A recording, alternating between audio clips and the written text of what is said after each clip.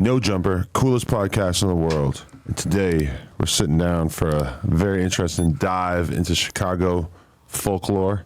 We got the THF Billa interview on deck. The Green-Eyed Devil. Oh, shit.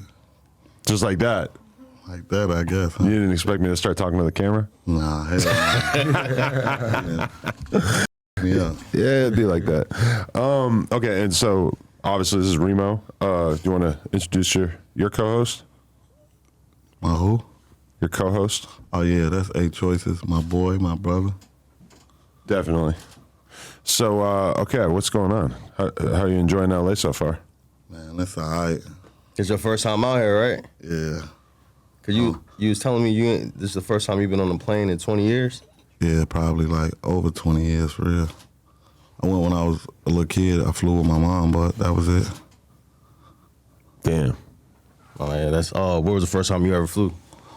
Where did you go? When you first got home? Africa. Oh, word. Oh, shit. So you flew out the country before you flew anywhere else? Yeah, that was my first and last time. Word. That's a crazy first trip. How old were you back then? Like 8. 8. Nice. Do you ever feel like you're kind of closed off to the world around you? Because it's like you having never been on a plane anywhere in America. It kind of reminds me of the other quote that you had where you said that you've never been to a club. Yeah. I just don't party. I'd rather chill somewhere where I'm safe than to be out, you know. Because a lot of people die in the clubs and at parties. Most of the time, it ain't even the person who it's intended for, you know. Definitely. I mean, I'm 40 now, so I have very little interest in going out. But when I was young, I was trying to do everything. So to this day, you never been in the club or just in a club in Chicago? Nah, I just don't club. Like, sometimes I'll stop at a little, you know, side spot that got food and a bar, but never been to the club in my life. For sure. So the people who don't know who you are, tell them where you from exactly, and you know what I'm saying, like your come up, like your start.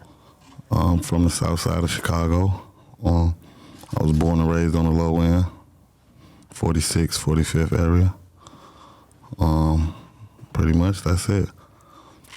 I started making music, just bullshitting around in school sometimes here and there. And then one day I listened to Sly. My brother had a CD from Sly, and I played it one day on my way to school. And I was listening to it. I'm like, damn, that's nice. I could do that. Who is it? Sly? Yeah, Sly Polaroid. Yeah, I don't know them. You ain't never heard of Sly? You from Chicago? Well, I think I heard him you mention in another interview, but I never heard of him. You heard of Bump J? Oh, yeah. Bump J and Sly was like this. That's who was always with him, the tall guy. Okay. Yeah, my brother had a CD from him, and I used to listen to it, and it was just like intriguing. So I could do that shit one day, and I just started doing it. But that's where I really got my style from, to, you know, rap with a little more substance instead of just the normal drill rap, you know, saying anything for real. Yeah, because you're more on the lyrical side of, like, you try to, you know what I'm saying, you take the craft more serious than a lot of people that's coming up. Yeah, that's the new thing is, like, you know, punching in. Nobody don't write. I still take my time to write, so it's a little different. Most rappers just put on the beat, go in the studio, and say what's, you know, whatever come to their head, but that's why a lot of the sounding the same. But if you sit down and take time to think of what you're saying and what you're writing, then it make a little more sense, you know? Definitely. So what were your younger days like when you were a real young kid? What are your memories of the neighborhood and shit? It was a good neighborhood, a lot of families, but, you know, as time went on, that started to go out the window. People lose their houses, move, and then that's 2010, 2011, it just started getting worse and worse and worse, to the point now it ain't even safe to let your kid go outside and play. That's how it feels these days. Nah, for real though, like, even walking home from school is like a challenge for the kids because you don't know what's gonna happen. A lot of kids be getting hit just on their way to the store, or coming back from the park, or walking the dog, and so nobody got no structure, no. It's more like the purge for real, you know? Damn, really? Seriously. You feel like it was worse back then, or Nah, back then it was cool. You know, you could go play ball. You could go walk from this neighborhood all the way to that neighborhood. You could go to the after school program like that. You can't do that now. See what happened to them 2 little boys that got killed in the South Loop. Yeah, 16 and 17. Because that was kind of a crazy thing because then they had footage of them basically like walking around their neighborhood with big ass guns, 16-year-olds or however old, and they had fucking pipes. That's all they see though, you know. So to the average 15, 16-year-old kid who even can't get access to a gun, all I see is these other on the internet with guns and acting like they outside looking for somebody or doing this and that. Most of the time you see they was at school though at this time. Yeah. So you know how you play the dark life at night and then you're at school in the morning. Got to make it make sense. Them little boys probably was just flashing guns, doing what they see every day. And they on their way coming out of school, get killed outside of school. So you know it ain't even safe, and that's in the South Loop. So think about the schools that's in the normal neighborhoods. Robeson, shit like that, Simeon. Them everyday neighborhoods where niggas be having issues and problems there, you know? Do you think that in 2010 or 11, do you think that drill made the city crazier, or do you think the city was getting crazier and drill just happened to be like the soundtrack of that? Nah, yeah, more so it was already crazy for real, you know? That didn't just affect the city, it affected the whole world for real. Like they doing that shit everywhere. Everywhere it's the normal now. Get a gun, drive a stolen car. You know, who got the most bodies, who known for doing this, who known for doing that. That's the new normal right now. Especially when you see, and then they mention them and glorify them. So now they think like, okay, if I do this, then such and such will mention me and he'll know who I am. He'll know my name. So, like I said, it's just normal. So when you first started rapping, it wasn't for no like response to anybody. You was actually just doing it for the art form. Nah, yeah, it was more so like this going on way before time for real with the different killings and got publicized in 2010, 2011, 2012. But it's been going on like that forever. Once it became mainstream, then that's when people start paying attention to it and it's talked about and showed everywhere. And a lot of places glorified when it ain't really what it, you know, it could look like it's fun and there's something going on, but when you really in that, it ain't fun. Because you got to think, you can't go home.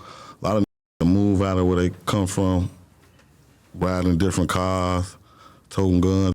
They don't show the part of niggas scared, having to look over his back everywhere he go, can't take his kids nowhere, can't go to the store with his grandma, can't do this, can't do that because of the they do on the internet or that they do on the street. So, you know, it be up, like I said, 15, 16 years old, you smoking weed. Then they got people making pills, pressing pills up. So the shit real, they just taking whatever they tell. Oh, we high, gun. And then, oh yeah, we finna go do this for this person. But the shit will never stop for real. Ain't nothing nobody could do about that. So you don't have any hope that it could stop at some point? It's too much bloodshed. Too much. And then you got a lot of people who still grieving and hurt from that shit still to this day. And it happened a long time ago. So they still feel like, oh, so-and-so might have did something and, you know, got our lick back, but I still want to get my lick back too. That's even with the pushing piece. Like, I believe half of that real, but majority of that fake just because this person popular and that person popular, so we can link up and get more popular if they see us together. It ain't really no peace pushing because... So you don't think it's genuine? Some of it's not, nah. I ain't gonna say all of it. But some of it's not, because where do you see these people linking up with people that's not popular and that's not in the media and that's not entertainers or something? They ain't leaking up in no hoods with some of these trying to show them and tell them something different, because they do look up to these. At one point, these talking about killing and just like the at some of these didn't looked up to. So it's only right, you know, to tell them the truth. Yeah. It ain't something that I would really recommend, so I tell everybody like I tell y'all, the streets ain't for everybody and it's a whole game, so the best way to go is the job and who got the 9 to 5, even though you might laugh at him now, later on he become the manager, the general manager. You see riding around in these nice cars with jewelry, work jobs, get up in the morning, engineers and work on the power line. They don't tell you that the jury finance, but they still acting like they in the streets. up to that. So that's what they want. That's what they see. A lot of times when people talk about California, they describe the culture as being like older dudes who maybe went to prison for 10 years or whatever, and then they come back and then they're basically like using the younger generation to put in work on their behalf or to scare people on their behalf or even to like rob people with them or do whatever, carry pistols for them so that they don't have to risk going back or whatever. Do you feel like Chicago is like that, or is Chicago more just young kids on some crazy shit? And them old don't run nothing. They can get out of jail and get killed. What you see most get out of jail, get killed. These little honoring. They got their own mind. Like I said, they going about these 30s. I ain't even, to my knowledge, I ain't even know such as perk 30s. So they going about these pills, taking these pills and acting crazy, man. And then, like I said, they normalize it in the music. And they look up to them. Then they wonder why the city be so up. What were you like as a kid though? Like as you started to get to your teen years and like that? I was always smart, you know. I never got in trouble in school and shit like that. I was the type I would tell you after school, I got you though. But during school, I wasn't finna let them call and tell my mama that I was fucking up. You feel me? Now is in school fighting the teachers. That used to happen once every blue moon, literally. And I never seen a blue moon. Ain't seen no kids fighting no fucking teachers, bro. The teacher was like your mama. The teacher had permission to whoop your ass. Yeah, like you see that in a lot of cities, like where the kids or like the people just don't give a the cops got to say. Like when I was a younger dude, if there was a person smoking fucking meth on the side of the street or whatever, they were getting arrested. You know, now as time goes by, you start to see more and more American cities where they'll let somebody be getting fucked up on the side of the street, or there's loads of prostitution going on and the cops aren't even considering busting that anything. And it's kind of like the rule of law has become like weakened more and more as the years go by to the point where people aren't really like scared of the cops or whatever in the same way. I mean, back in the day, the police used to lock you up. They wouldn't just lock you up. You make them chase you. They beating your ass when they catch you. They're going to make you sore for making them run. Just like that. See, nowadays, they got a lot of laws, a lot of cameras. Back then, it wasn't all these cameras, so everything that they was doing wasn't getting caught on camera. So they'll you up, take you to the station, say you resisted, and that was that. You feel me? Now they got cameras there where people catching the cameras, so they a little bit more, you know, leery on what they do and how they do it, especially with their cameras everywhere, you know? So you said you was like a good kid. What age you feel like you jumped off the porch? Like where you? I can't really say no age I jumped off the porch. I caught my first case when I was 9, but, you know, I always been a little, like I said, when it was school hours, it was school hours. I wasn't f***ing that up. You, Adam, nobody you know can have me f*** that up and get my ass beat. My mama didn't play that shit. School was school, you hear me? After school, it's game on. We can do whatever, you know? But I really started going to jail when I was like 9, and then I went to jail every year up until I got like 16. And then I stopped because I knew I became an adult. What kind of case you catch at 9? You know the movie Love Jones?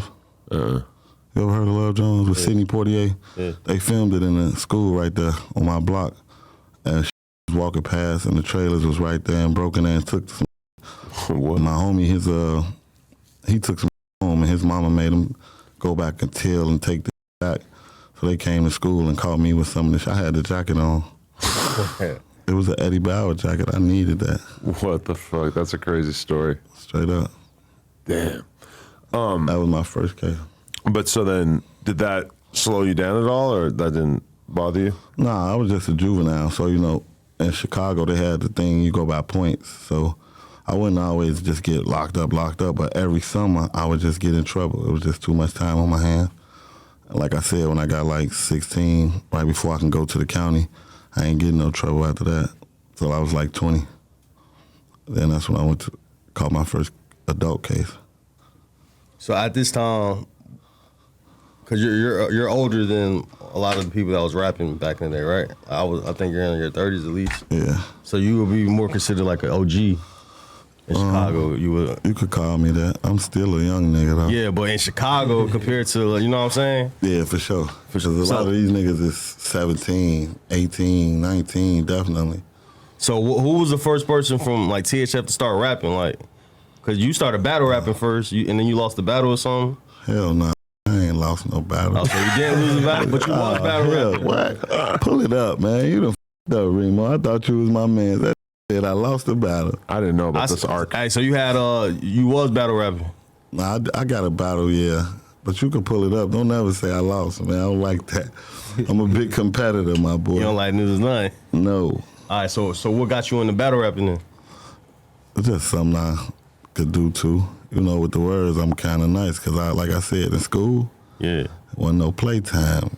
Pay attention, get good grades. But after school, that's your ass. You remember, you went to one of them schools, you from down south where a nigga do like this and let you know at 3 o'clock, I got you, boy. I get you. Other than that, like, I wasn't playing around in school, though. So like during the time you battle rapping, was the drill scene kicking off, or it was still too early? Yeah, that was around the same time. All around the same time. Yeah, for sure. So like, who from y'all area was like the first people who were like, no, I'm finna start rapping? I really can't tell you. It was a lot of from my neighborhood rapping. I know Poe was rapping. I was rapping, Poe was rapping, Rio was rapping. There was a couple, you know, local that just was spitting. But when it really started jumping off, it was like TP, Muda, and then when they went to jail, it was like, I could do what they doing. Then it really wasn't nobody rapping for real at that time from my end, and they was making a lot of diss songs. I'm like, I could do this.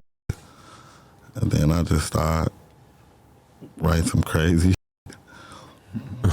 straight up. Were you looking at Sosa and O-Block and everything? Like, were you happy for them, or did that just kind of make you jealous or make you want to compete with them? Nah, it was never no competition. I was happy for them.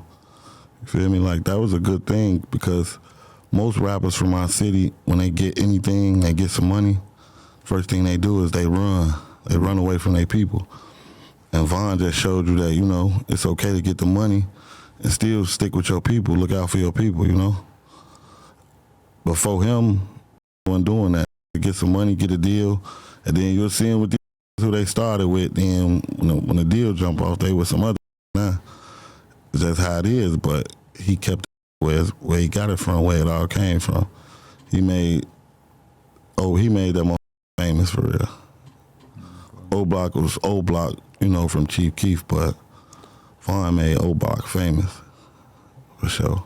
That is true, for sure. It got like way more viral as the years went by, especially given that we like all known about it for all these years. And then when Vaughn came out, it really kind of like took on a different level of importance. It was a different type of gangster, you feel me? Yeah. So you see like how how King Von and O-Block was all like coming together to like have they rap unit. You feel like THF, y'all don't really have that much unity, or would y'all feel like y'all like a whole unit? Cause I be seeing we got unity. It's just, you know, a lot of different shit. Got here doing this and focusing on this and doing that, but it's a lot of talent. It's just it's hard for them to really come and say, oh, here go a $1.5 million check, because it's too much associated with the name, you know. What about even just on the collab tips? Like y'all. I mean, you don't really see it too much. Like me and Zoo got some, but it's like everybody doing their own thing. You feel me? That's just to be honest. TP just signed with Dream Global, so you know. But he been doing it. He just not really. I mean, I don't know what type of situation it is, but I'm happy for him though. You know. Me personally, I prefer to just do it on my own because it was so hard to get where I'm at, though, you know? Especially with no help. Like, no help. You got to do it all on your own. So it was just like... What's your relationship like with Zoo? That's my dog. I was just with him before I came down here. He'll always be my brother, man. Yeah, because despite back in the day, I remember y'all was going through it on the internet and shit. Yeah, for sure. Where did that come from? I think he explained it pretty good. It was just more so like two brothers. Me and him always get into it for real. That ain't nothing new, you feel me? Because when we brought you up on the interview, we thought that he was still going to be hating on him, right? And then we were like, oh, okay, that was just a moment in time. Nah, yeah, that's gonna always be my brother, man. We've been in this shit forever. The only difference is, you know, it was just a little situation where two brothers spilled over to the internet, basically. But, you know, he ain't gonna do no harm to me. I ain't gonna do no harm to him. That's my dog. Is he like the same age as you or younger? Yeah, we in the same age range. When did y'all first connect? Like, what age was y'all hanging out and shit? Shit, probably like, I want to say probably like, I had to be like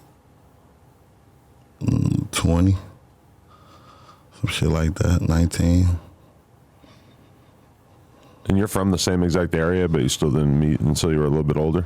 Yeah, nah, we actually clicked and started hanging together. You know, when we got a little older, but he always lived in the neighborhood. It's like two sides of THF. You got like THF 44 and then TH 46, right? Like, what's the difference between? Nah, I don't know what you mean. It ain't no difference. Ain't no difference. Nah, it ain't two sides. It's really only one Chicago, but you know, that's what I be trying to push and let the people know, because it looks stupid for real. You see how other cities, like most of the hot artists, they don't have no another hot artist from our city that they can get together with and make a nice song and collab and do something, because the next hot artist is the op that they into it with. So they can't do that. But other cities, you see niggas making songs. As soon as you see an artist coming up, one of the next artists who above him do a song with him. Before you know it, they all connected. Everybody making money, making music. Chicago ain't like that, bro. Got a lot of niggas who don't fuck with certain niggas because of this and because they hang with these niggas and shit like that. Like, that ain't me. I fuck with who I want to fuck with. I was always raised to be my own man, you know? Despite, no matter what the shit happen in the streets, like, yeah, I got certain blocks that don't fuck with my blocks or whatever you want to call it, but as far as me as a man, I fuck with who I want to fuck with. Anybody in the city, I don't pick and choose. Feel me? You ain't spilled my blood or none of my people's blood. I ain't spilled none of yours. Because you don't fuck with them, that don't got nothing to do with me. I still can fuck with you. Did you ever make like a decision to join THF, or was it just default? That's where you're from? Nah, that's just where I was born and raised at. My whole life. When I got older, I just understood and realized after I'm steady getting in trouble and going to jail, like that shit become a repetitive cycle. Before you know it, you get caught with these 2-3 guns. Now you're an armed habitual. You got 15, 20 years. I can't do that. I'm sorry. The streets ain't gonna be there for you. Trust me, I know. When you go to jail, don't nobody be there for you. Your mama, your family, maybe your family. Yeah, fact. If you got a bitch that's gonna hold you down, maybe. But if not, then shit, you fuck. What's the longest bid you ever did? Like, straight? Shit, I ain't did no 12 months was enough for me, goddammit. Yeah. I don't play that shit.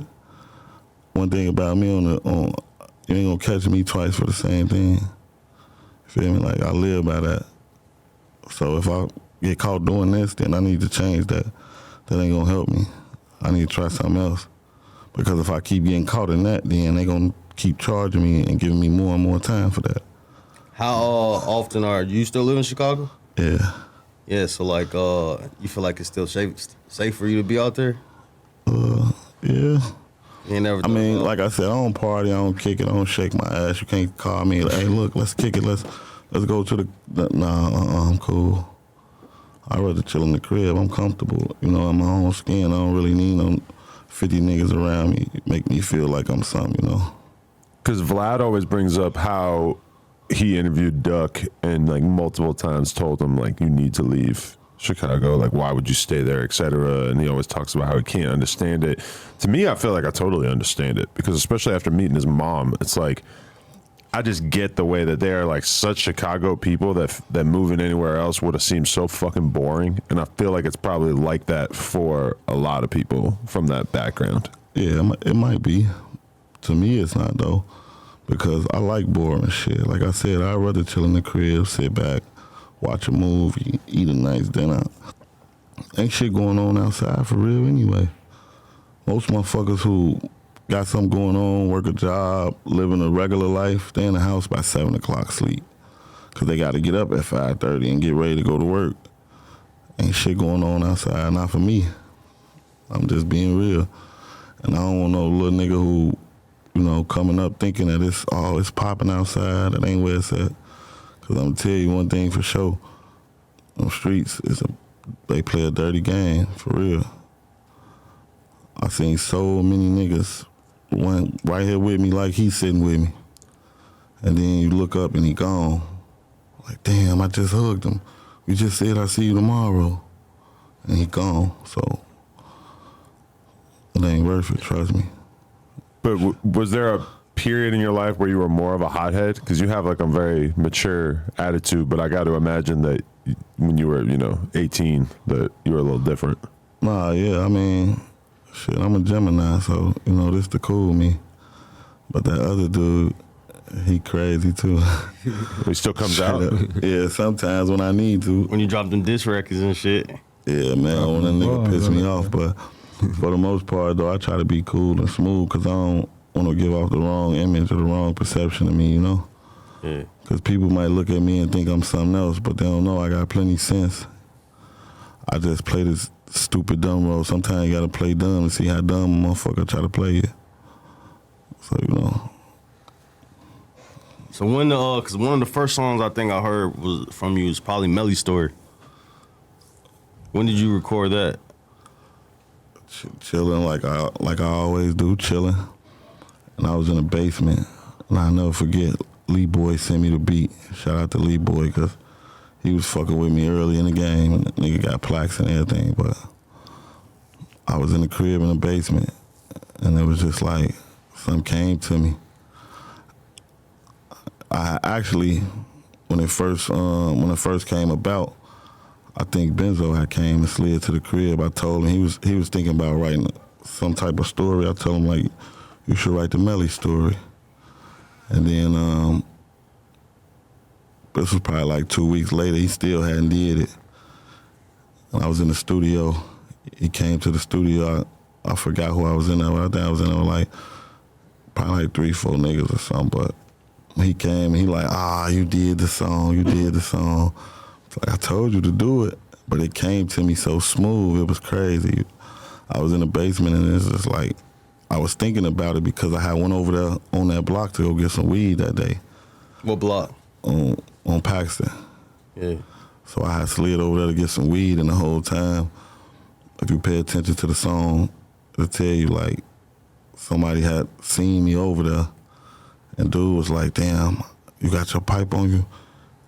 That nigga sitting over here.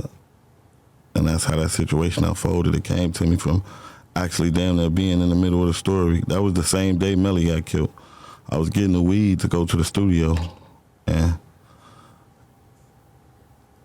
it was just so happened that when I was getting the weed, I just hurry up and got the shit and dip. There's something on my mind, but they was the same situation happened. That happened with him. I had a run-in with that nigga earlier that day. Word. Straight up. But he ended up calling a motherfucker who really I knew, and he hit me like, man, bro, motherfucker just asked me for my woo-wop, talking about this nigga Billa sitting right here on Paxton. Yeah. I'm like, yeah, he like, man, go on, pull from right there. I pulled off. That's low-key how I really, got up out the situation, and later on that night, that situation happened at the party. So you had knew Melly? Nah, I ain't know him personally, nah. Yeah. But he considered you an op, or he was looking for you? He wasn't looking for me. It's hard to find me. Niggas don't be having enough gas money to come where I'm at. For real.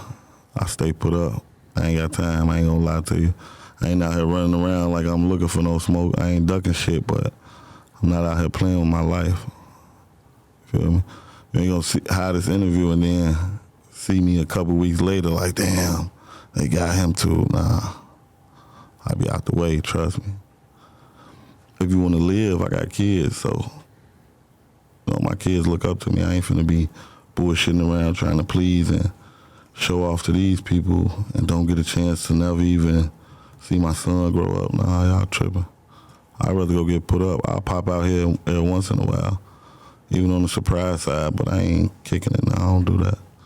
Yeah, so like how often do you go over there to go fuck around in like Man, shit. 46th Street or whatever? Every blue moon. Yeah. For what? I feel that. I can't feed everybody. Can't have a whole bunch of wolves with you on your plate this big. Cause eventually, shit, your little plate gonna turn into their plate. But you said like didn't you try to go to a club one time and you saw somebody get killed right there? Yeah, twice. I seen somebody get shot, and then I seen somebody get killed. That could definitely turn me off to go to the club. I seen a nigga who got killed. Didn't even have nothing to do with it. He just standing there watching. And I'll never forget, he was shot in the chest in front of the Cotton Club. That shit looked this. I went ship at like 15. I was being nosy, trying to see what was going on because they was fighting. Then my homie had a birthday party in Dro City. Rest in peace, Snowboy. His brother had a party, and these girls was leaving the party. I'll never forget. One of the niggas, they didn't want to talk to him, so one of the niggas threw a brick at him. And when they threw the brick, it bust the car window. My brother came back probably like 5 minutes later. Like, hey, which one of y'all threw that brick at my sister? I told that motherfucker up. And then that was the last time I was cool after that. I'll sneak and slide somewhere, like I said, I got some food in a bar or something. For the most part, I ain't shaking my ass under no circumstance. If you want to find me, goddammit, you could call me anytime. I ain't out nowhere kicking it. I'm cool. You know, my son, he look up to me. I got a son, 14 years old. He want to be in the streets, you feel me? So I'm doing everything I can to try to keep him from taking and making the wrong mistakes, you know? What do you tell him? Shit, go to school. He bigger than me. Play football. Become a millionaire. Change the narrative. Because at this point, shit, we losing them early, younger and younger. 13, 14, carjacking. I wasn't thinking about carjacking no cars at 14, bro. At 14, I was thinking about if this girl I was passing this note to, if she circled yes or no Monday, because I gave it to her Friday. And I got her some candy and stuff. I made sure over the weekend I saved, and I got candy for her. I wasn't thinking about taking no fucking lady out her car. Come on now. You gotta think. Well, I was just going to say, like, I feel like with the younger generation, like, it does feel like some of them are kind of like influenced by stuff outside of rap and outside of the street shit, and that they're maybe looking at YouTubers and content creators and streamers and shit and being influenced by that. Like you said, your kid's into football, but then is he also like drawn in by the music and shit like that? Music. He think he cool. He want to smoke. That shit ain't cool. You feel me? Like, I ain't finna get up here and tell you do the wrong shit and act crazy and go get a gun and chase your op down and die this and fuck them. I ain't finna do that. Cause that ain't what I want my son to see. If he looking up to me and he see me doing the shit, he don't have no choice but to say, oh yeah, I wanna do what he doing. Yeah. But I don't want that. But you're like an extreme example of do as I say, not as I do, because he could literally go on YouTube and search your name and find videos of you doing some wild ass shit. Yeah, for sure. But also, if I'm there and I'm present, that's past. Everybody make mistakes and do shit stupidly. In my mind at that time, I thought I was doing what was normal. Like I told you what another motherfucker think today. They only younger now. So they don't even get a chance for their mind to develop or grow enough for them to know, man, school is okay. It's okay to be a nerd. It's okay to go to school. You know, it's okay to just, I'm going to play basketball and fuck with the girls. It's okay to be him. You ain't got to play basketball, fuck with the girls, and want to go do drills or go do hits, whatever you want to call it. Because at the end of the day, that shit not where it's at, bro. Do you think that he thinks that the girls aren't going to really, like, respect him unless he's got some type of danger associated with his name? Nah, hell no. All girls like the basketball players. If you can hoop, nigga, ball, the bitches gonna like you. Stay in your lane, bro. You ain't gotta be out here acting wild. Same for the nigga who know how to sing or rap or whatever. It's okay for you not to be like everybody else and do what everybody else doing. To me, that's sucker shit, because, like I said, every man for themselves, God for everybody. when it's your time, you can't say, hey, come on, Adam, I gotta go. I want you to go with me. Nah. So you gotta be your own man. You know? Same for you. Same for him. So that's how I look at it, bro. That street, it's a fucked up place to be, bro. I know you know, been around. I don't know what your age is. I know you've been around. I know y'all have seen some wild shit. Heard some stories if you ain't even been there to see it. But still, it's like fucked up. It's only getting worse. It's only getting worse. And then the niggas who be in position and who possibly could change the shit, they scared to say something because now other people look at them differently. And now they don't, oh yeah, you a bitch because you said that. Nah, nigga, you must ain't got no kids that's running around trying to go to basketball practice or football practice, or they ain't got enough transportation to get to school every day, so they have to walk sometime. Sometimes these kids dressing like these niggas. Designer jeans, hoodies on, Jordans, dreads hanging down here. Nigga, honor roll student, he just, you know, dressed like this in here. They think, oh, that's he from over there. Get him. So, like I said, man, it's bad. But I love Chicago, though. No doubt, it's a beautiful city. It just need a lot of help, a lot of love, bro. Somebody need to really step up and stop acting like they scared. I don't give a fuck who it is. Got a lot of people from Chicago that's multi-millionaires in position to do something, and they don't ever do shit. Yeah, what you think could be done, though? Even if a lot of shit, like programs, bro. Y'all got all this money, y'all donate to this and that, and don't even donate to your own city. How many times you see a motherfucker from this city, but they in this state, in this city, helping and giving back? Nigga, start where you came from first. How you all the way in motherfucking Atlanta down here giving to the charity and making sandwiches and feeding motherfuckers, and you ain't fed nobody up under Wacker Drive downtown? This don't make sense, bro. But, like I said, it's programs and shit, bro. Hey, look, if you go to school, you come to this class 4 weeks, you're going to get your GED. When you get your GED, you can either leave with your GED with a $1,500 check, or you can keep going and you can get this plumbing certificate. We give you $2,500 check and a guaranteed job, and we'll help you get an apartment. Shit like that. You got to give them something to look forward to, bro. They don't got shit to look forward to. But I feel that. It could be like just more YMCA centers and all that built and shit like that, right? Yeah, centers, programs, people coming to actually find out what's wrong with some of these kids, bro. Some of these kids ain't never had a mama. Some of these kids ain't never had a daddy. Some kids was raised in a house where their mama and daddy was killing each other every day. Daddy was off the bottle, bust his mama head, black her eye, she stabbed him. This was normal to them as kids, 2, 3, 4, 5. That shit, it don't go nowhere. That shit stuck in your brain. That's trauma. Now, you kind of like a prophet, because like a long time ago, you one of the first people I ever seen call FGB Butta a snitch. Yeah, for sure. Why did you call him a snitch so early on back then? I seen the little thing of him crying on there, and he was signing the paper while he was crying. So I already knew what that meant. How many niggas you seen with a picture in a police station with an ugly face crying, signing a motherfucking piece of paper?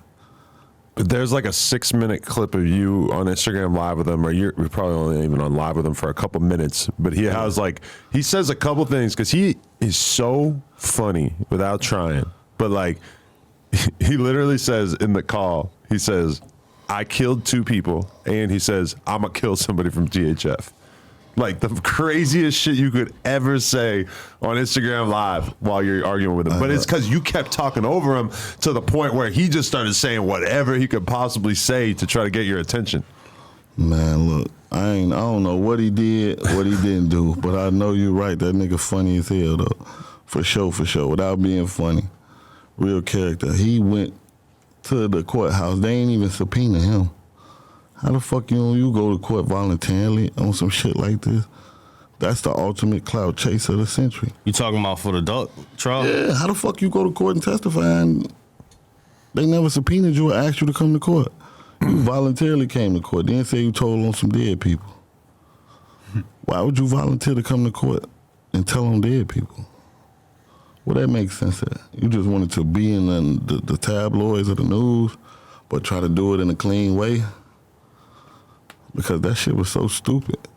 Like, what the fuck?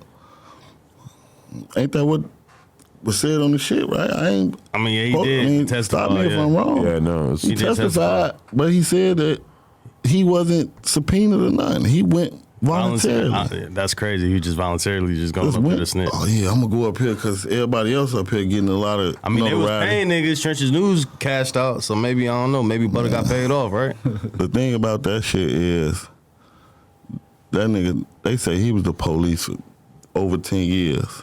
He said since 2006. Yeah, this 2024. That's 18 years. Shit, come on now. It's one thing to be a snitch. It's another thing to be snitching for years and years and years, and then start a YouTube channel and start like talking to everybody, doing interviews, all this shit, and then have it come out. Like that's some crazy shit that we never ever seen before. But when have you ever seen snitches walk around with their chest out like that? You know, it started off snitches get stitches. You find a motherfucker who told something. The nigga who locked up, his little brother gonna catch your ass and kill you for getting his brother them 30 years. Boom, your ass gone. Then it went to, okay, snitches get to hide and come around a little bit. Now they walking around with their chest out. Every nigga that's been considered a snitch or got documents or name on paperwork, black and white, them niggas is walking around with their chest out. Tough rats. That's a whole Master Splinter. King Rats, right? Motherfucker, King Rats. On my mama, karate. That's Master Splinter. That's all I'm gonna say. Did you know Butta Trenches personally? Nah, hell no. I fucked with Trench's big brother. He was a friend of mine. Then I had a few, run-ins, and we did talked about some shit on the podcast a couple of times. But I had a funny feeling because his own people was telling me like, man, stay away from dude. Yeah. And then I low key like. We crossed paths low key because of him because they had like ties before too. Like this his second run in. They had a run in before when he was living in the O. Tell him about what's going on, man. Yeah, so you used to live in O Block? Yeah, I stayed in the O for like 3-4 years with my sister and shit. She was fucking with him at the time too though, so like he stayed in the same crib with us, Trenches? Yeah. So Trenches was living in O Block with y'all? Yeah. Well, not with y'all, but... Yeah, he was staying in the same crib with us. Oh, word. And around what year is this? I want to say this shit was like from like 07 to like 10 type shit. Word. Yeah. So when you living in O Block, like who was you hanging out with and who was your friend group? Shit, I wasn't like really hanging with nobody in O Block. I was just there because my sister had moved up in that shit, you feel me? Like I'm originated from the Ickies, you feel me? So I was just there because my sister was there, but I wasn't really like hanging with none of them and shit though. But I used to fuck with Trenches then because he stayed with us though, you feel me? Oh, yeah. Yeah. So you personally, Yeah, like I know him, you feel me? You ain't know he was a snitch though at that time? I ain't know he was no snitch though. All I know the nigga used to like steal from himself and shit like that, like play a lot of mind games, steal from my sister, steal from my nephew, shit like that, yeah. He used to do that type of shit. Oh, bitch ass nigga. Yeah, he a fuck boy on, bro. He a fuck boy. Yeah, he did a lot of foul shit, like took from his brother, took from himself, all type of shit. But like the effect of Trenches News is that a lot of people are going to be a lot more careful with who they trust and who they like will share information with, and a lot of people just kind of like understand how this whole snitching thing could work and how anybody who you've had conversations with, who you're around on a regular basis, could also be doing that shit, which you would not have really. Yeah, no facts. A lot of people probably wouldn't have ever thought about that shit without somebody like him kind of making it obvious to the world. Yeah, no facts though. He make it hard for a motherfucker to fuck with people so soon. Yeah. Like you gotta like watch everybody from that shit. Like when the news hit, I'm at my OG crib. He there with me. I'm eating my food. He showed me the shit that like the nigga in the paper. I lost my whole appetite. Like damn. Really? Like wow, motherfucker. Because he had us all on this platform promoting my music, all type of shit. Yeah. Hey, but he a master manipulator though. That's what it is for sure. He a master manipulator because I seen him manipulate a lot of motherfuckers. He got a lot of people thinking that it's okay for what he did, No, bro. And this be shit like, all right, cool, okay, whatever was on camera, they had all the evidence, whatever they had. What's your purpose of doing that? They say they gave him some money. He say they ain't give him no money. So which one was it? But what was your purpose of doing that? They had whatever evidence they had anyway. He said he was trying to get justice for Duck.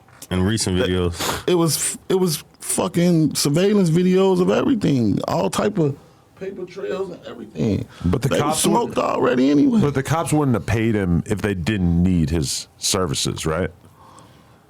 Like, as much as it seems crazy to us, the whole gang expert thing is like a valid thing. Like, we know dudes in LA who are like gang experts that sometimes have to testify in trials and shit. They're older and they're not like necessarily like in the streets, like. But I guess the cops do need somebody to fucking identify people from time to time, and they'll pay those people, which was kind of surprising to me too. Yeah, possibly. But in that case, what other case do they have some paperwork with this man being on? Okay, they say he was informing, he could have been telling what spots was, this, that, whatever. But what other paperwork is this man on showing that he did this shit somewhere else or before besides now? They say he was that for that long, cool. Like I said, but he wasn't not on this scale. This was some shit that he just put himself in, wrapped himself in, because he knew dude. Him and dude, he said they was locked up together. So he knew dude already. He was feeding and going back and forth with him and planning to see with him like they was cool. And that's how they connected the dots with that shit. But it ain't no way possible that this man did something before this that was bigger than that. They say he told on the hobo case. Ain't no paperwork with his name in it. I ain't seen none. I think his get back on me in the culture was from that shit. Like when they ran his ass up out of old block, that was his like way to get back on them niggas. That's the way I see it, because I was there to witness that shit. Like, who ran him out? You saw this? Yeah, like I said, he was down there like fucking shit up, you know, not like like fucking up packs and shit. They ran him up out that motherfucker, you feel me? So, and the way I see it, like, that was just his give back to go against them because of that situation. Who ran him up out that motherfucker? Shoebox Baby? No, not Shoebox. We put everything on Shoebox. No, I ain't even know Shoebox, though. I don't even know him. That Shoebox gonna fuck one of y'all up, man. I was tapping in my brother the other day. That's my artist. Yeah, you need That's to your sign artist? him, for real. Hey, so I seen We're still working on the paperwork. Man, go and get that paperwork together for him. That'll The help. Sydney Star thing was a step backwards. He kind of lost trust in us when I started talking about that. I seen that too. That was cap, man. She capping. So you He related? didn't say his name, by the way. I threw him Anything in there for a as a few joke. views, you know? Yeah, ain't that the truth? So you related to Duck? Yeah, like kinda, sorta. I won't say like actual blood, but Spud is his uncle. Don and Molly, those my cousins. That's Spud is their brother. Then, like Brick, his daddy is Pig. Pig was like one of the niggas I grew up looking up to. And then Brick, grandmama's son, got my grandmama's funeral. Like, we live right next door to each other. So, Because when Duck died, you made a post. that's for sure. And you know what I'm saying? Your post was something like how you let them catch you like that, RP. And I think Vaughn made a post kind of mad and upset that you made a post for Doug, right? Yeah. And Vaughn on his post, he was like, whoever made that post about Doug suck dick or some shit like that. And then I said, whoever died of hell because another man a fag. Yeah. I mean, I didn't mean to say that. But yeah, you know what I'm talking about. So you and Vaughn had like a little exchange for you showing some remorse for what happened to... Nah, not really. Vaughn was my boy, man. You know. Yeah. Y'all had a personal relationship? Yeah, you know, it's like this, bro. When you certain kings gonna bump heads with certain kings, bro. I look at myself like an alpha male. So around another alpha male, we gonna bump if that time come. Because you ain't gonna little boy me, and you ain't gonna let me little boy you. So we gonna have issues and problems if it can't be a line of respect drawn. And that's all that was, but that was my boy, man. But you just Rest in saying peace, Vaughn. how you get caught like that. I mean, that's not. I mean, that's kind of like, it's not like you were saying fuck the people who killed this dude. Nah, it was just like shit. He knew better than that. You feel me? After moving in this shit all this time he been moving in this shit. To see all his other niggas around him and niggas close to him getting smoked, you gotta be smart, bro. You gotta move. Everybody don't gotta know your movements and what you doing. You ain't always gotta be seen, bro. Sometimes it ain't cool to be, under the radar. Sometimes you got to be off that motherfucker. Was you and Duck like cordial or y'all never? Nah, we had a little, back and forth, but that shit don't mean nothing though. Feel me? At the end of the day, it was still I ain't like to see him go out like that, you know? Yeah. You know how some people in Chicago, they say that, like, if they see their cousins and shit, like, they give passes and shit? Like, you and Duck had that type of relationship? Like, it would be? I couldn't really say. We ain't, you know, like I said, we got the same family. Yeah. So, but at the same time, though, you never know. In the heat of the moment, when you run across the right motherfucker, niggas be clutching and already ready to, you know? Yeah.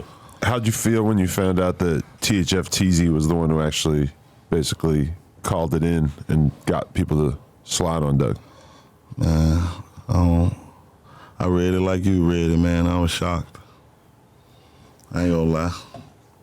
That's all I can say. I was just shocked. You know TZ from dating Duck's girlfriend? Because that's what they said it was over. Like, Nah, I don't know nothing about that. Yeah. I'm just being honest. What was Nothing your about that. relationship with TZ? We kind of grew up together. I know his whole family. You feel me? Yeah. Hope they let him out. He don't get no crazy numbers because, like I said, we grew up together. I know his whole family. So you got good people. You feel me? But in general, do you respect the idea of like seeing somebody that you don't get along with because of some girl drama and then calling people who don't get along with him on some crazy street shit? Like, in general, like taking yourself out of it or taking the fact that you cared about Duck out of it, is that something that you would respect, or is that something that you think is clown shit? Me personally, I think that's some sucker shit for real. Instead of just, you know, because at the end of the day, that's what I tell the niggas who I fuck with. You call me for anything, but just don't call me about going to do nothing to nobody about no bitch. It's just that simple, bro. Niggas get in their feelings over these bitches, and I don't understand why, because what one bitch won't do, another one will, but at the same time, I can understand you having love or whatever, but you gotta think to yourself, is this bitch worth dying for, or is she worth killing for? I know you married, you might, you feel me, kill and die for your wife, but I don't know about you. I ain't killing and dying for nothing.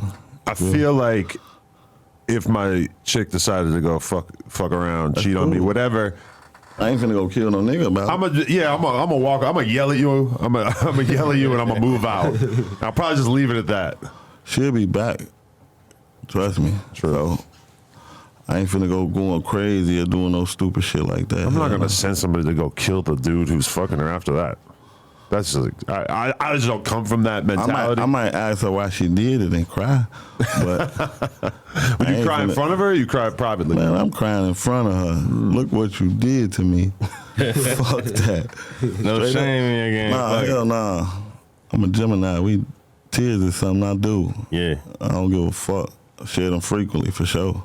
I seen a clip of Shaq the other day saying that you can never open up to a woman because as soon as things get tough, she's gonna use it against you. And I was surprised to hear Shaq say that as somebody who's like a crazy, famous, multimillionaire. I would have thought that he got to the point in his life where he felt like he could open up to a girl. Nah, yeah. But I guess when you think about, don't do that. Think about like the worst shit you've ever dealt with.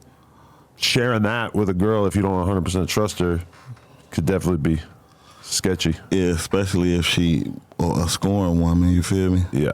If you do some crazy shit or fuck over a sheet. Man, I done seen it all. I done seen niggas then kill their best friend over bitches. I don't know what it is, bro. I don't know what they putting in these new bitches, but these niggas dating their ops in THF now. What you think about moving to dating Blasian Doll? Man, to each his own, man. To each his own. I thought they was in love. That's my boy, man, but I thought they was in love for sure. And then they fell out over him having old tweets trashing her mom. I bet he wishes that he deleted those. Nah, that was some shit that they pulled up. You know how they do. They run to the internet, dig deep, and find some shit, post it up. Yeah, he was talking about your mama. I thought they was going strong, man. I was rooting for him. So you really was rooting for him? Like you ain't feel no way? Like what you dating her for? Like nah, for what? Shit, that's his business. Yeah. Shit. Don't bring her around me. But if that's who you want to go home to, cool. You feel me? I don't want no shit like that. Do you think that they should have kept it private? Yeah and no.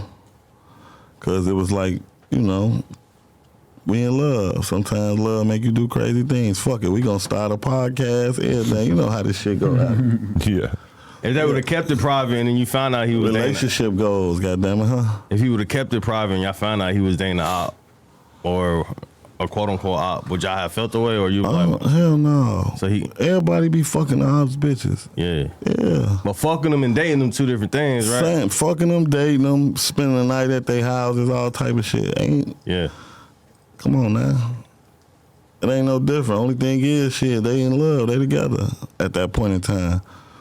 But shit, I know every last one of my niggas done fucked the ops bitches for sure. I was surprised that And them niggas done fucked the bitches from our end. I was kind of surprised that him having tweeted about her mom that long ago was enough for her to want to fully not fuck with him anymore, just because he didn't know her, right? He's just tweeting some random shit about a random name he heard of some people that he knows he's not supposed to get along with. That's how I assume it went. And I don't know, I was surprised that wasn't just like an argument, that was enough for it to be over 100%.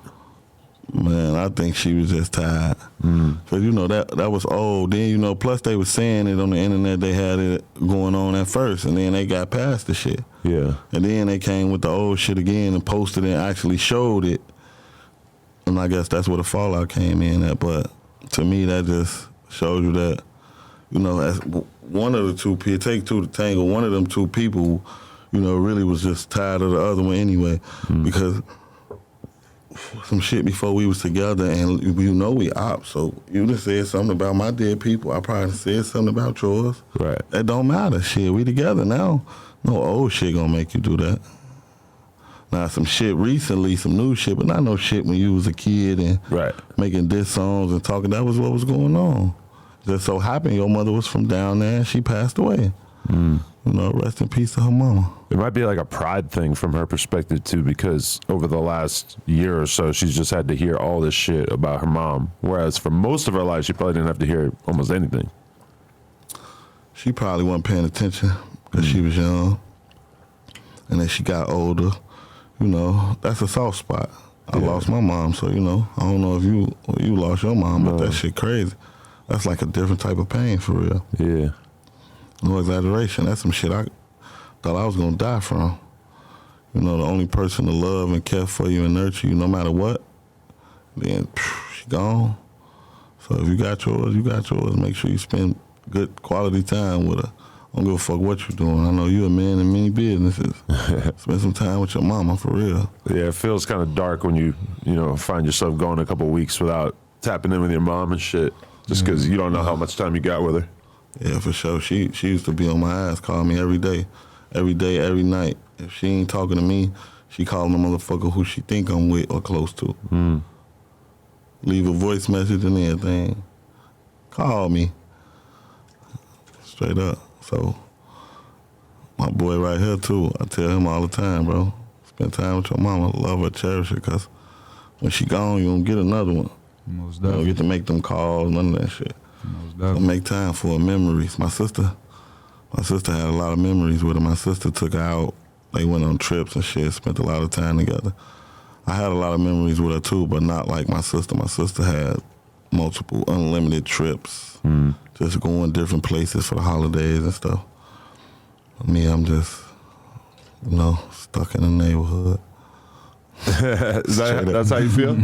Yeah, for real. You feel like you're kind of like trapped, or is there part of you that wants to just get the fuck up out of there? Yeah, I be in and out, but for the most part, it's like shit. I don't want to have to be in no more. You know, like how you come from where you was from first, then you don't have to be there no more. You here now. This where you doing your thing at. That's how it is. You know, everybody want to get away from that one place where they went through the most shit. It was the worst for them, and they want to start over and go somewhere else, you know. Have a new outlook on life. It's nice in California, don't get me wrong, but the people drive like shit. Food is horrible. What? So if you was to leave Chicago, where would you want to live at? Shit, What state you fucking with? I like Ohio. That's probably why and you get a lot of land in Ohio for cheap. For sure. Out here, you can spend $1 million on a house and it's still a shithole. Motherfucking the size of this room. Right Yeah, now. exactly. Yeah. Got a stand-up shower. And you flush the toilet like this. $1 million. Yeah, I know. So y'all still rocking with Muda and Lil T? Yeah, I rock with Muda. That's my boy. I seem like some people feel indifferent about him. I don't know how they feel about him. You know, Yeah. I ain't got no personal opinion. You personally? Yeah, me personally, that's my boy. I don't, like I said, that's because if you and him got a real situation going on and it's a real situation, this is my boy. I can't fuck with you. You feel me? Yeah. But to my knowledge of what's going on, I don't really get into that shit. So on the outside looking in like you, it just looked like, you know, grown men having opinions and saying what they feel for real, you know? I can't take nothing away from no man, bro. Because at the end of the day, we all come from the same place, and I'm trying to get somewhere else. I ain't trying to be stuck with that same mentality in the same place. Oh, yeah, fold them. You ain't heard me say that shit one time since I've been up here. So, you know, gotta be trying to think different. So we ain't gonna be hearing no more diss songs coming from you? Yeah, you might get some shit. I ain't gonna lie. I don't talk about dead people, though. I stopped that shit. You had a Lil J diss song, didn't it? Yeah. What made you drop that? Ben knew he was a weenie. You knew him personally, or you just never fucked with him? I just, it was, that shit been to the streets, like, Yeah. that he was in there playing with them punks, you know, having sausage parties and shit. So it wasn't nothing new to us, you feel me? So I low-key, that song was like a year old or something. When that shit like a year old. Yeah, that shit about a year old. I just shot the video after the shit really hit the fan, but shit, he forcing me to do that shit. I don't really like that music shit. It's kind of moving a little too slow for me. Yeah. Feel me? But like I said, he be pushing me to do that shit. Yeah, I be on his ass. About dropping and shit, right? Yeah, stay dragging them to the stool, stay shooting the vids, telling them, come on, you know? You ain't got no EPs or anything you working on right now? Like, what you? Man, I got some shit I'm working on. We got some shit we ain't dropped yet. Got so many tracks. I got a tape with 2 times from Maine. I got a lot of shit, but like I said, the music just... You said who, J-Man? No, hell no. My nigga 2 times from Maine. Nah, I fuck with J-Maine, though. I fuck with I do now, though, because at one point, y'all wasn't seeing eye to eye. Nah, yeah, we had a time where we wasn't see. You know, I bump heads with any nigga, bro. I don't got no special picks. I get into it with this nigga, that nigga, my nigga. It don't really matter. Because like I said, I'm a man, but I fuck with dude, though. I think I like what he doing.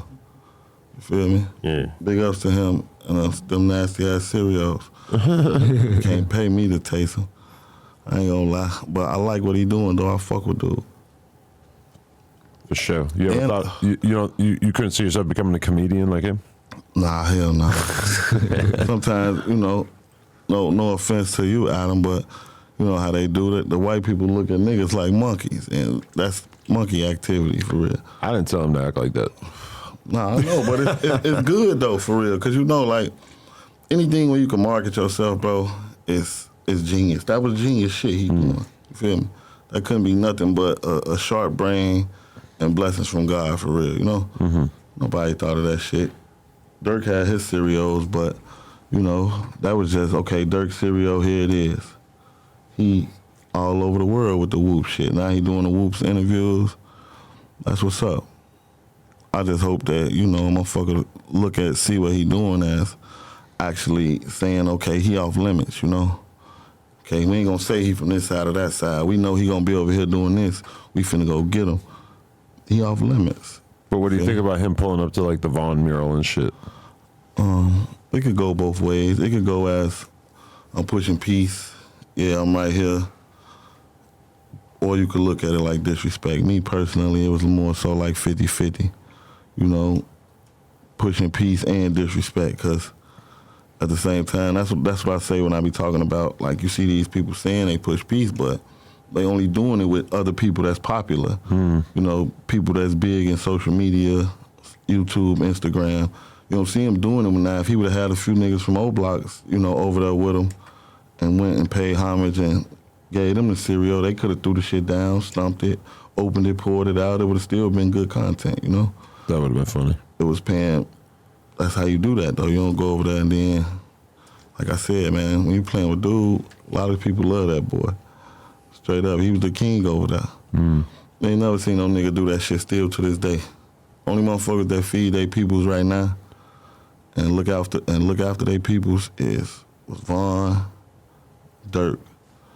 Other niggas around, like these other niggas that be from Chicago, these niggas be trying to survive and living just like a normal person, but they just close to this nigga who got a lot of money.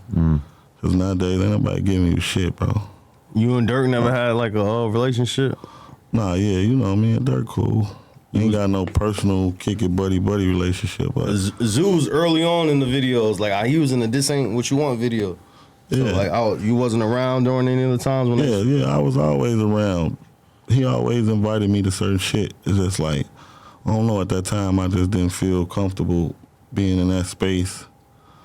Mentally, I ain't had my shit together, you know?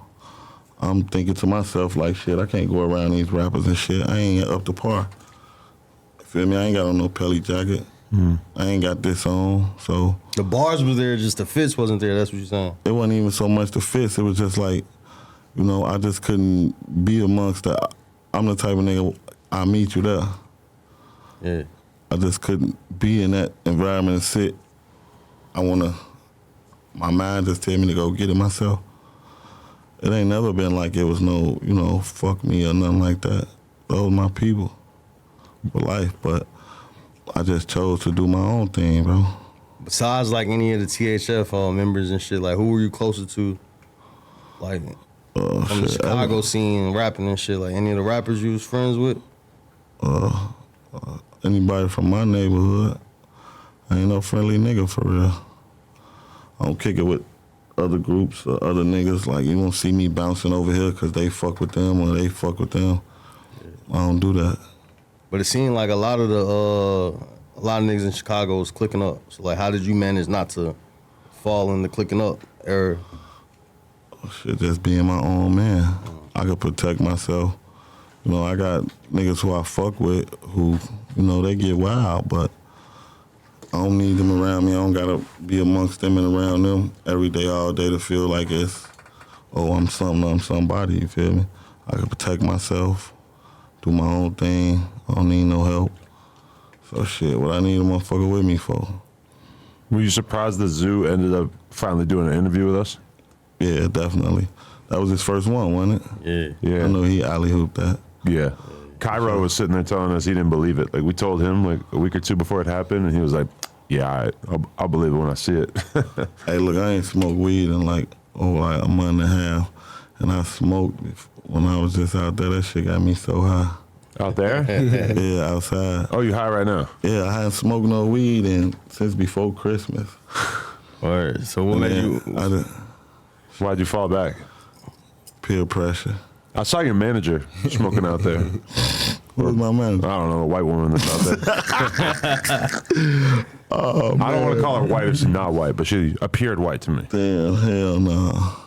So wait, what's your racial breakdown then? I'm black, man. I'm black like you, Adam. Straight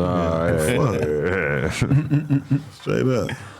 Tight shit. Nah, for real though, man. Nah, but yeah, y'all funny as hell though. I'll never forget y'all for that. I have a question. So I'm searching THF Billa last night. I find a clip about a minute long, and the whole beginning part of the clip, it's like a security camera footage from like a house in a neighborhood.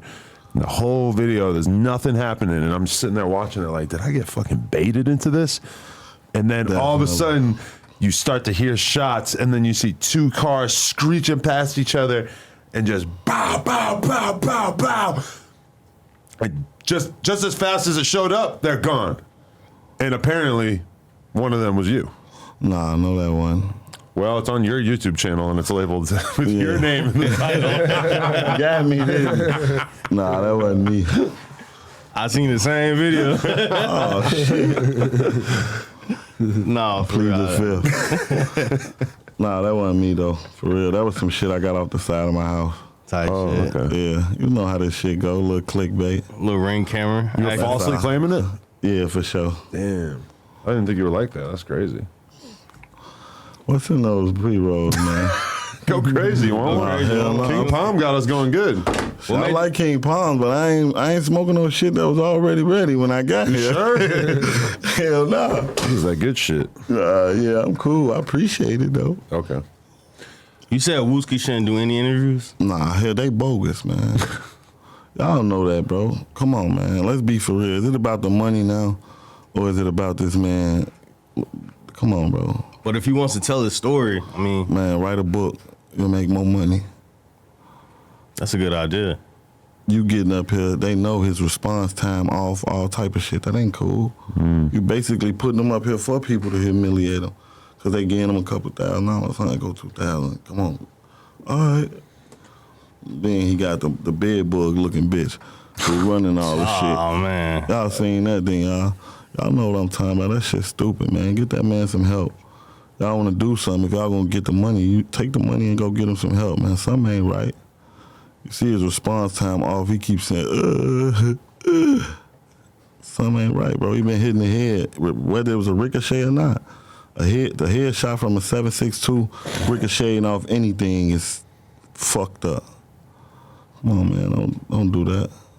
No disrespect to him, though. I think he had a lot of talent and he would have did something. But right now, go write a book. Tell your story. Put together a documentary or something. People will watch it. They love him. But don't keep getting in front of that camera like that, bro. That shit ain't cool. How you feel about like the ops music being played? Like you the type of nigga like, man, cut that shit off, or like you? I don't be around nobody that's playing no shit like that. Oh yeah, cause you're not even in the club. So anytime I hear a nigga who with like a op music, or I see they just drop something new, I give it one play just to go see what it is and what it sound like. If it's good, I be like, okay, yeah, that's nice.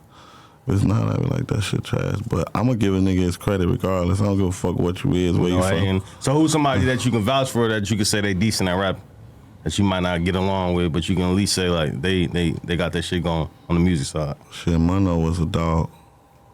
Who? 757 Mono. He was a dog. Word. I don't know if y'all hip to him. He was a dog though. Yeah, he was though. For sure. That nigga was he locked up though. I think he got caught in another state doing some shit though, but he was hard. He was definitely hard. When we had Fonzo on here, he was one person who was saying that, you know, he feels like he gets love from both sides. Yeah, I fuck with Fonzo. You do too, okay. Yeah, hell yeah, that's my boy. I like him. Energetic, young, and he ain't doing the dumb shit no more. So, I fuck with Shorty. Over Viral still on my playlist consistently. That's one of the craziest songs I heard He a in a dog minute. for sure. I like anybody from the city really that's hot. I fuck with Nook. But I fuck with what's the little nigga name? Being toured with the other goofy niggas on the other side of West. What the fuck is the shorty name? Bando KD. Okay. I like him. Definitely fuck with him. It's crazy that Lil Zay Osama and PGF and Nook both got cases for switches right now and might go down for them. That's a lot of Chicago talent. That's how you gotta move in Chicago, shit. My boy do it all. Shoot videos, rap, pictures, whatever. But shit, he still gotta move the way he's supposed to move. But Lil Zay Osama allegedly brought it to New York, or they found it at an Uber in New York. Allegedly. Yeah. He didn't get charged with that shit, so. Well, the feds picked it up and they're charging him. Oh, recently? Yeah. After they just caught him for the other shit? Oh, okay. I think so. Yeah, because I know they had threw that shit out too, though, but that's niggas being dumb for real. That's one of those ones where you hear about the state dropping it and then you're waiting to see if the feds pick it up, and sure enough, they did. Yeah, New York for sure. You know how they play. Yeah. They don't play around with them guns. And then you got to think, shit, you coming from a whole nother city where you was causing turmoil, making songs about it, killing, and then you down here, we going to make an example out your ass. So if you do get caught, you stupid. I go out of town, shit, give me a motherfucking taser, some mace or something. Man, fuck that. I came down here with a box cutter. I got me fucked up. I ain't tripping. Tight shit. As long as I get to the crib, bro. I ain't worried about shit else. Who would you put on the? I asked everybody from Chicago. Who would you put on the Chicago drill Mount Rushmore? If you have 4 people, who you feel like the goats in this shit? I have to put Dirk, Duck, L.A., Pappy. That's strong. What's up with the video that I believe is also on your channel? It's like it starts just in a gas station, and the motherfucker got a whole bloody face, and it's just you yelling at him, shit. clearly filming the aftermath of some damage that it appeared that you put in. What happened that day? I was in the gas station getting something to drink, some ice and some juice, and the nigga was in there just being disrespectful and shit. Then he said something to me, and I asked him what he say. He like, you want to get hit in your mouth? But I thought he had said, you know, have you ever lost your mama? But this was before my mama had passed, but that's what I heard, because I was about the little freeze that was going on. So I asked him again, like, what you say? He like, you want to get hit in your mouth? Because when I came in the gas station, he was already just being an asshole, being disrespectful. Got the line backed up. It's like 6 or 7 people in there. But I only pulled my phone out because if you pay attention, those automatic doors, when I was first by the doors and I got my phone out, the doors are still closed because he had locked me in. So when he locked me in, I was pulling my phone out to record to make sure that I had proof that this nigga was bothering me. I wasn't bothering him. He was talking slick to me, and then we started fighting. When I tried to leave, I couldn't leave out. So when I couldn't leave, I pulled my phone out. Like, you don't know me. So I could have proof, because I wasn't fucking with him. I don't pick with people, bro. I don't bother people. I don't go around starting shit. That ain't me. You feel me? But if I have to, I will defend myself. I ain't trying to hurt nobody and take nobody's life, you feel me? It's bigger than that right now. Niggas could say they want peace and push peace, but like I really, really, really, really fiend to see some shit like that, because why so many people die? So many. Look at all the people. You should have a wall with all the Chicago people painted on the wall. Everybody who died. That'll be a cool look for the office, for real. That would be cool. With an interview room, everybody, no one BD, GD, none, everybody. You should write a book on how to survive Chicago. I think that might have been done already. Probably writing and shit. He said just stay in the crib. Hell yeah. Stay out the way, bro. What about getting store runs and shit like that? I want to make a tell a store. Nah, yeah, I go to the store and shit like that. I just, like I said, I ain't outside doing the normal. I go out, go get something to eat or something like that, but I just ain't out shaking my ass, you feel me? Because that's how niggas get caught. You be somewhere. A lot of these times, you don't know these people, but they know you. But what about, say, if you actively living in that area still, you can't afford to move? How would you suggest people move and, like, to stay alive and shit? Like, send people to the store for you, DoorDash, like? Yeah, but what if you can't afford that shit? What if you ain't got nobody? Well, shit, some niggas just got guns and no phone. Straight up. So they have to wait till they get to the Wi-Fi to use their phone. But they got 2 motherfucking Glocks with sticks and switches on them bitches. So you gotta understand, like, when it comes to that type of shit, if you in it, then just be in it. But you gotta still move smart and be smart, shit. I carry 2-3 guns before I let a motherfucker run up on me and do me dirty, for sure. Feel me? Because everybody be caught without it, no matter if you going to the store, to somewhere for your kids. Shit, look at Duck. He was shopping downtown, Gold Coast. Shorty them, you ain't safe nowhere. Yeah. In the loop at school.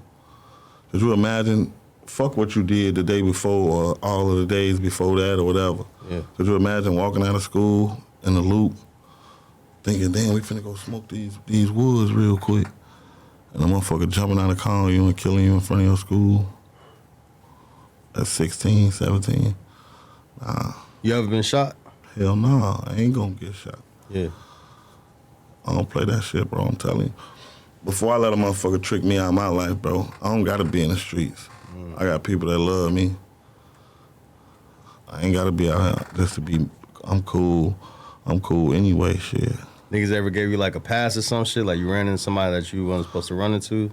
Nah, I can't say nobody never gave me no pass, never. But I've had run-ins with certain people. You know, it's either you gonna swim or drown. Some niggas just don't want no smoke. They just want to get away from the scene and the area safe. Yeah. Might see a nigga look up, like, damn, you in the store, you going to go get your juice out the pack. Like, damn, I gotta pop this nigga. You reaching for your gun, you come back, he gone. That's how it be. There was like a clip at the beginning of Fonzo's music video, and it also like went viral on Twitter and shit. And it's just a bunch of kids who look like they're like 15, 16 in Chicago, and they in some kind of like gym or rec center or some shit. I went that bad. And like every single one of them got a big ass stick on them, and then there's like a bag with gun, and it's kind of crazy because like I think to a lot of people watching that clip on Twitter who aren't necessarily from there or don't know what's going on, they see that and they see a bunch of kids who are just out of their mind doing some dumbass shit that they don't need to be doing. But the more people from Chicago I talk to, the more I realize that they might actually just be, you know, doing what they need to do in order to get home safe. Yeah and no, because some of these niggas' mamas and daddies got good jobs, good houses. They go home, they hide that gun in the back of the house or in the side of the house in the basement, and go in the house and go eat dinner and go lay down, and then just got done shooting the whole motherfucking block up. But like I said, nobody, that's what they think is cool. So if the best thing going right now in LA was people doing jumping jacks, and that was getting people whatever they wanted, you would be outside doing jumping jacks. He will, I will, everybody in this motherfucker, because that's what they think is gonna get them to the next level. That's what they think gonna get them to be the big nigga in the neighborhood. I'm scared of him. He shot 4 niggas. He shot his friend. That shit ain't cool. That's what's going on, though. I promise you. And that's why then, like you say, with the older guys, bro, they don't have no authority. Certain very few out of 100%, 5% of the niggas who come home from jail, older niggas, come and restructure the neighborhood. They don't got no order, no laws. Them little niggas be done shot that old man. He ain't gonna heal the same. It's over with now. Fuck him right up. They don't care about that shit. They killing each other friends. When have you thought about shaking your homie hand and then you finna go in the house, he hit you in the back of the head, bang. That's what they doing. No cap. And shit, man, my friends say, we finna go home, nigga. I'll see you tomorrow. You bring the water guns, I got the balloons. We gonna fill them up at Miss Williams' house, on the side of her house, because her water come on the side. I ain't finna kill my friend, bro. You keep it limited to like, even on the friendship side of like how many people know where you stay at and shit like that? How many people? Very, very, very, very few. Yeah. Nobody, for real. Like even close friends? Nobody. Like he know where you live at? It has to be like that though, right? Yeah, at this point. But this my brother though. Yeah. You know? I know where he stay at. I don't know where he stay at. I'm trying to find out for a while. Trying to get the low. Yeah. So what's the future for Billa, man? What you got working on in the future? What type of I got music, shit, movies. I'm trying to do it all, man. I ain't trying to sit around and, you know, waste time. But I also really more so just want to try to teach the younger niggas like, man, it's okay to be yourself. Go to school. Niggas talk about CDLs and E-Day with the CDLs, man. Rest in peace to E-Day. That nigga had the CDLs. He was making a bag when he jumped on that motherfucking truck. They ain't gonna tell you that, though. Oh, so he was a truck driver. You can confirm it, though? Man, I'm confirming it. Ain't nothing wrong with it. I wish I had my shit. No, for sure. I'm thinking about getting mine. God damn it. Whack 100 said he made his first $1 million driving trucks when he came home from prison. A lot of niggas come home from prison and get them trucks. Because that's where the money at for real. If you're going to run them loads, you're going to get that bread for sure. I used to drive trucks for a little bit myself. Yeah, see, you know what they do. Yeah. That's why you became a podcast wizard? Type shit. Listen to a whole bunch of pods. I always imagine that the people who listen to That's like how you got started. everything Like I watching it on put the road out, and shit. I imagine that they like drive trucks or like work security, some kind of job where you can like listen to 8 hours of podcasts a day. Yeah, you got to be able to sit still and not do shit. For real, because a normal motherfucker ain't got that time to watch. They sit and watch. But security guards, you know, they watching 24/7. They ain't doing shit. if I had to get a regular job, I definitely would want a job where I could like listen to podcasts the whole time. I like to be busy for real. I like to move, do different shit. Sitting around, you get comfortable. Is it safe to work a regular job in Chicago? Hell no. You want a job, you better go far out. Yeah. And then shit, a nigga like me still get spotted. I stick out like a sore thumb. So they spotting me everywhere. Shit, I can work a job, goddammit, 2 hours away. Somebody gonna come in that bitch. I know you. So it's like, shit. I don't know. Shout out to them niggas who got their CDL. On the real, I'm coming for y'all. Yeah, that's the perfect type of job for a nigga in Chicago, really. Or a nigga who got felonies and fucked up shit. Go get your CDLs, man. Cause then you out the way, you out of town, type shit. You ain't gotta worry about niggas spotting you. Nah, hell no. And you make decent money, bro. You could live decent. You could drive local and still live decent. You feel me? You gotta trust get motherfuckers to drive for you. Exactly. Get you a few trucks. You can sit back and let the money make itself. Chill. How many trucks you got? I know you got one at least. No, I ain't got no truck no more. I had one. I don't got it no more. But we gonna get you with G-Face. Get you in the business. I don't know. I gotta talk with G-Face. I'm gonna broker some loads. Shit. All right. So anything else you want to tell the people out there? Anything they need to know? Hell yeah, man.